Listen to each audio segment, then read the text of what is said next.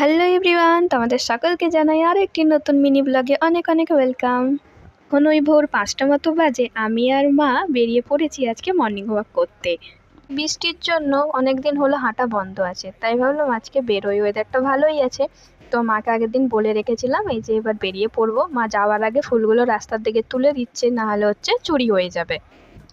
তারপর আমরা দুজন মিলে হাঁটতে বেরিয়ে পড়েছি। দেখো কতটা অন্ধকার ছিল, এক হাঁটতে হাঁটতে ফাঁকাও হয়ে গেছে আর আমাদের হাঁটাও প্রায় শেষ হয়ে এসেছে। এবার বাড়ি চলে যাচ্ছি।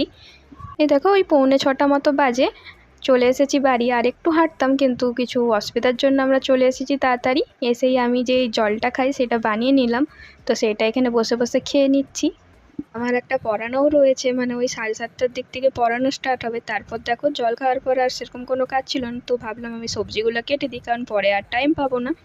কারণ পরে পড়তে চলে এলে আমি চলে যাব, তখন মাকে একা একাই করতে হবে। সেজন্য ভাবলাম আগে একটু সবজিগুলো কেটে দিই, ফাঁকা যখন বসেই আছি। তারপর আমার সবজি কাটাও শেষ হয়েছে আর পড়তেও চলে এসেছে, জানো তো। তো সেই ভিডিওগুলো আর করা হয়নি। তো পড়ানোর পর আমি খাওয়া দাওয়া করে নিয়েছিলাম। তারপর আমার আরও একটা পড়ানো ছিল, সেগুলো ছিল বাচ্চা।